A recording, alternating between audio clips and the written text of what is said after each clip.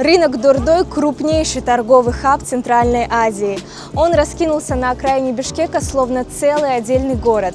Наш тур по Дордой не только для тех, кто собрался сюда впервые, но и для тех, кто хочет узнать все секреты торговли. На Дордое есть абсолютно все. Большую часть занимает одежда, далее по востребованности техника, игрушки и китайские товары. Если вы турист или впервые едете на Дордой, можно воспользоваться такси или общественным транспортом. С южной части города ходит автобус номер 226, северный автобус 13, с восточный автобус номер 50. Нашим путеводителем по Дордою сегодня будет Диана. Диана, здравствуйте. Расскажите, как давно вы на Дордое, чем вы занимаетесь? Всем здравствуйте, меня зовут Диана, я работаю байером на рынке Дордой уже 4-й год. Расскажите, что такое вообще сегодня профессия байера, как это вообще пришло именно на базар? Байер, простым языком, это посредник. Например, вы находитесь в России, у вас там магазин, приезжать часто у вас нет времени, да? Тогда к вам на помощь придем мы, байера, посредники. Вы нам говорите, что вам надо закупить, мы идем на рынок, вам делаем фото, видео, скидываем, вы выбираете, мы закупаем и вам отправляем. Рынок Дордой работает 364 дня в году, кроме 1 января. Чаще всего из других стран сюда приезжают россияне, казахстанцы и узбекистанцы. Наш тур с Дианой мы начинаем с центрального или нулевого прохода, который служит главным ориентиром в этой системе. Мы сейчас идем по центральному проходу. Расскажите, я знаю, что на центральном чуть дороже цены, чем на остальных, правда? Да, да, это верно, потому что тут в розницу продают, а оптом, соответственно, конечно же, дешевле. Тут в основном, знаете, закупается, например, туристы, да, вот я приехала, у меня шляпки нет, я увидела, купила. Эта локация подойдет для быстрых покупок. Те, кто не знают рынка, обычно берут здесь и дороже. На центральном проходе жизнь бьет ключом. Возят ароматные пирожки, громко торгуются клиенты с торговцами, бегают местные курьеры с тележками, распугивая толпу. Мне атмосфера Дордоя нравится, здесь пахнет денежками. Именно здесь вдребезги разбивается стереотип о том, что в Кыргызстане невозможно честно и много заработать, не уезжая. Дордой кормит около 50 тысяч человек. Торговля является одним из самых прибыльных инициатив в Кыргызстане. За 4 года в торговле вот какие законы вот вы для себя, какие правила извлекли, поняли? Время, скорость. Например, деньги, да? Да, тот, кто быстренько уловил моду, тренд, суть, отшил эту модельку, все, он заработал деньги. Если вам нужны недорогие женские вещи, то смело отправляйтесь на ряд Китай. Это слева от центрального прохода, там продают вещи из Китая, иногда дешевле даже, чем на китайских сайтах. Эти саламатспы, да, рубашкаларыңыз қаншадан? Вот тоже хорошая классная моделька по 550.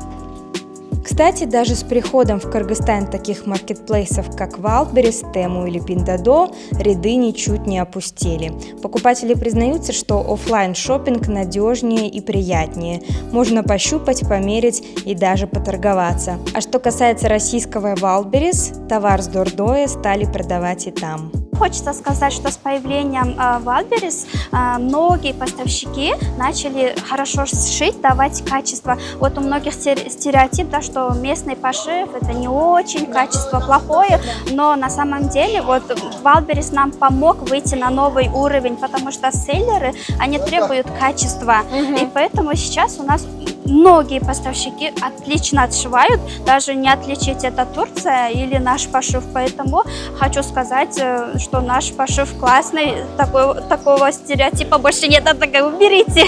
Текстильная швейная промышленность в Кыргызстане всегда была ключевой отраслью в развитии экономики. Все дело в дешевой рабочей силе и доступности качественных тканей.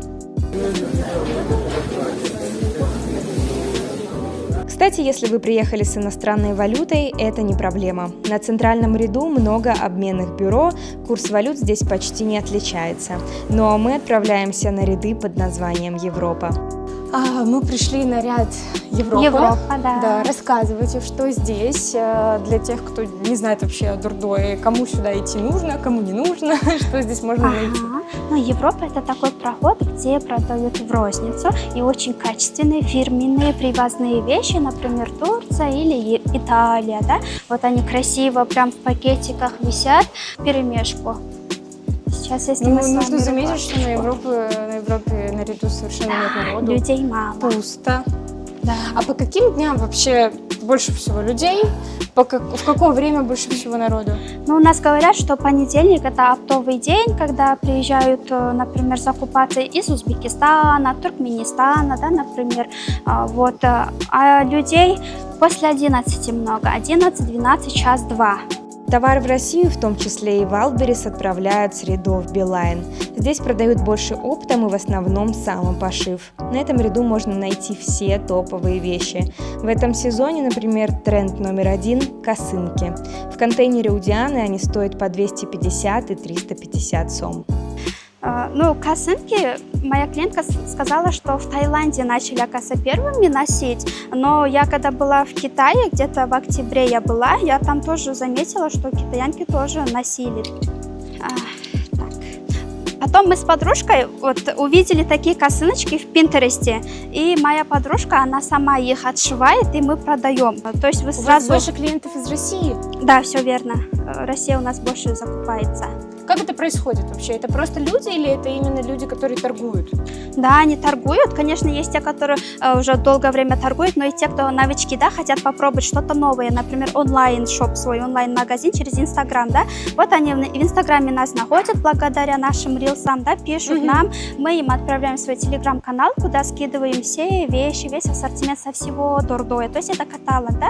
Они смотрят, выбирают там цена, размеры, ткань, все написано. Они говорят, сделай нам обзор, чтобы вот вживую посмотреть, да, не только по фото, например, по видео покажи. Все, мы им делаем обзор, например, говорим, вот ткань такая, хлопок, приятная, классная, качество пошива, смотрите, вообще супер, принт тоже красивый, вот. Ну, в общем, качество супер, говорим. Все, они выбирают и нам денежку скидывают, мы закупаем и отправляем. Это очень быстро происходит. Купить технику, канцелярские товары и косметику можно в части базара под названием Джунхай. Это в противоположной стороне. Весь товар привезенный из Китая. Многие приезжают сюда, чтобы закупиться и продать все это дороже в торговых центрах или онлайн-магазинах. Саламатсыз бе жеке, мына қаншадан? Саламатсыздар ғой. Бұлар деген немеде 1100-ден. Андай Nike рюкзачоктор-чо? Бұлар 650-ден. Сапаты жақсы екен, е? Ооба. Азыр қайсылар жақсы өтіп атат? Лабубулар жақсы өтіп атат. Бұл қаншадан? 450-ден. Жақсы екен, арзан эле турат екен. Кстати, в зависимости от частей базара возрастает и арендная плата. Снять контейнер на Джунхае стоит $1000, на центральном ряду $500, а на ряду Билайн $300.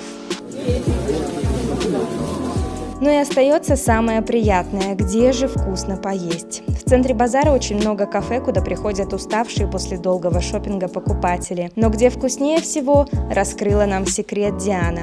Кафе «Азган», где обедают все торговцы, находится в части базара «Алкан». Народу много, цены доступные и действительно очень вкусно. Дордой изматывает, это правда. Но блюда национальной кухни точно восстановят силы, влюбят в себя туристов и подарят желание обязательно вернуться на Дордой еще раз. Яна Кранюкова, Оскар Улан-Улу, репортер KG.